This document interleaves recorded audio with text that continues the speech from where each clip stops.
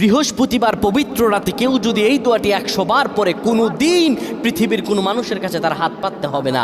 পৃথিবীর সব কিছু তার পায়ের নিচে আল্লাহ হাজির করে দিবেন। দারিদ্রতা থেকে মুক্তি দান করবেন, বিপদ আপদ থেকে মুক্তি দান করবেন, তার সম্মানকে সুউচ্চতা দান করবেন, অসুস্থতা থেকে দূরে রাখবেন। আল্লাহর অশেষ দয়া ও রহম তাকে দান করে দিবেন। সুবহানাল্লাহ। বৃহস্পতিবার রাত এটি গুরুত্বপূর্ণ রাত। এই রাত সপ্তাহে একদিন আসে। আরবিতে রাত আগে আসে, দিন পরে আসে। সুতরাং বৃহস্পতিবারের যে দিন গিয়ে রাত, এটি বৃহস্পতিবার রাত নয়, এটি শুক্রবারের রাত, এটি জুমাবারের রাত, এটি দোয়া কবুলের রাত, আল্লাহর কাছাকাছি হওয়ার রাত। সুবহানাল্লাহ।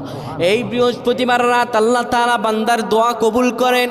কেউ যদি বৃহস্পতিবার রাতে ঈশা নামাজের পরে পবিত্র হয়ে ইয়া হাইয়ু ইয়া হাইয়ু ইয়া হাইয়ু ইয়া রফিয়ু ইয়া রফিয়ু ইয়া রফিয়ু এই দোয়াগুলো পড়তে পারে 100 বার, আল্লাহ রাব্বুল আলামিন